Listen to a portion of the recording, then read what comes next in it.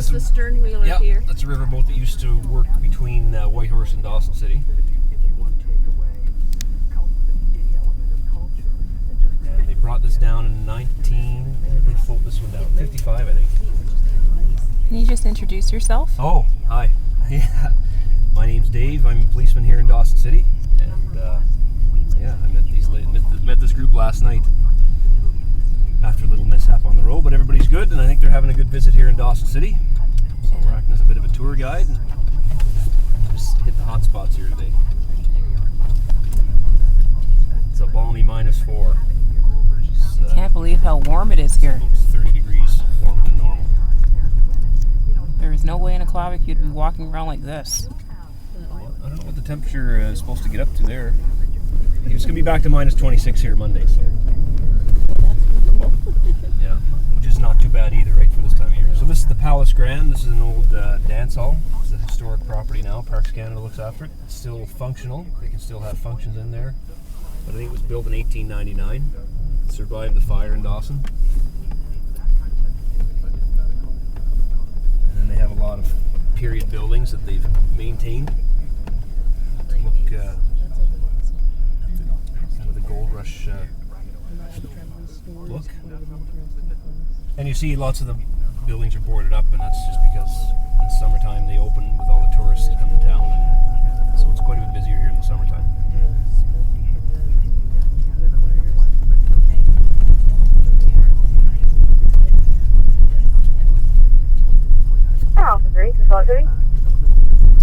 It's the Catholic Church on the right here.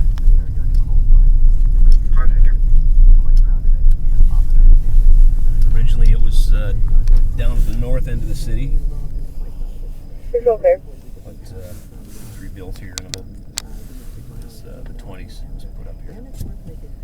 And the Catholic, there was a group of the nuns, they ran the hospital here in Dawson for a long time as well. And a school. This is a big warehouse.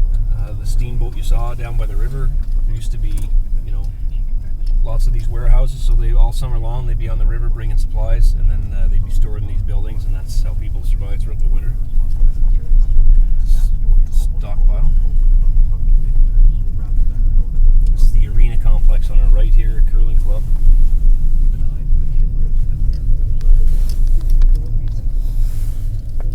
And Diamond Tooth Gertie's, I can take you around to the front of that. For a long time that was the only legal gambling casino in Canada. Which used to be a big draw, but now with the casinos are all over the place now, so it's not such a big attraction.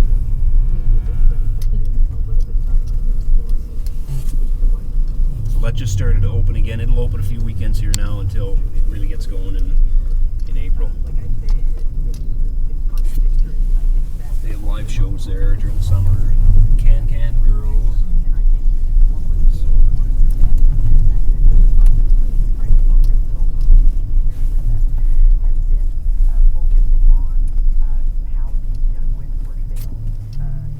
That's the school over there, the elementary school on the left. This is Yukon College campus.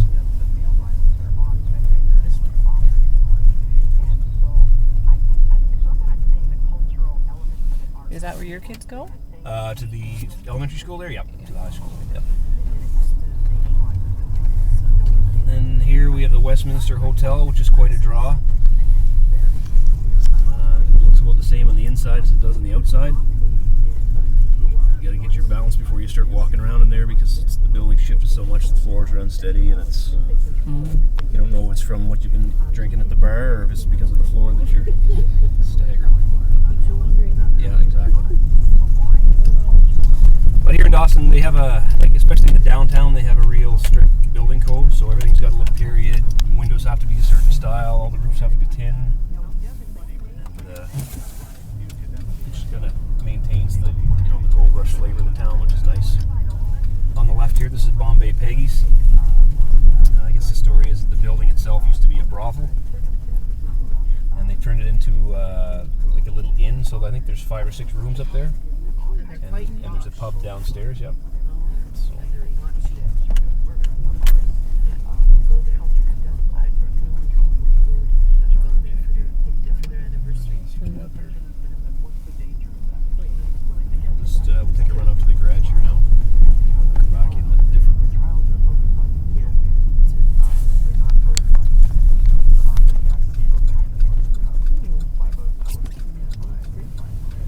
Yukon Quest is a big international dog sled race. That's starting, I think, tomorrow in Fairbanks, and so they run from Fairbanks in Alaska all the way to Whitehorse in the Yukon.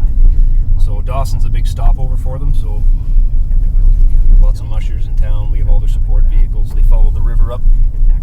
A lot of the course runs along the Yukon River. So. And they come in next weekend, They'll be in next weekend, yeah. That's why I didn't come next weekend. Yeah, well, you're right. No place. If you want to see it busier, next weekend would be a time to come in, yeah, for sure. Last year I drove down on that weekend, and when I didn't know. When I got to Dawson, there was no place to sleep. No, everything's booked up. This is And I couldn't get gas. This is the commissioner's residence, that big yellow building, and initially Dawson City was the capital of the Yukon Territory. And it was just a territory, it wasn't a province, so it was still run from Ottawa, and they had a commissioner in place up here to look after. It's the RCMP detachment. This is the old courthouse.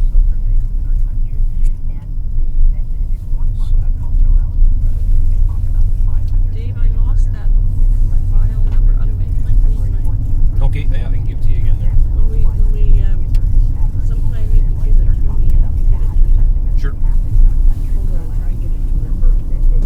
Sorry, No, that's good. So up that way where you just panned is the Yukon River, and now we're just traveling up the Klondike River. So the two join right here.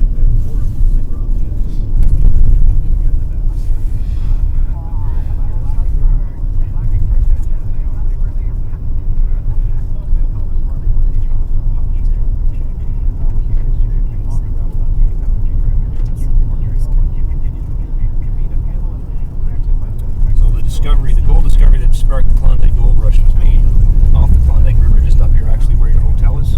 Just up a little creek called Bonanza Creek. And you can kind of see these big gravel heaps everywhere. They're hard to see under the snow, but you might have seen some pictures around town. They just look like big trails of rock, and what they are is from the gold dredges. Yeah, tailings from the dredges. So hand mining didn't really. After the first year or two, all the really good-sized nuggets were mined out of the ground by hand mining, and the only economical way to get it was with these big dredges. They just move so much ground, and they get the gold out of it. And they're very efficient, actually. So a lot of the miners that first came up with the big stampede, by the time they got here, of course, everything was staked up because there were miners throughout the north, like at 40 Mile, and so when they heard news of the big gold find, they all came here and staked up all the claims. So this big rush of people that came up from down south over the next 2 years, by the time they got here, all the ground was staked already. So they ended up working for either mining for other people, or and they didn't stay around very long. So at the heyday, Dawson was about 40,000 people.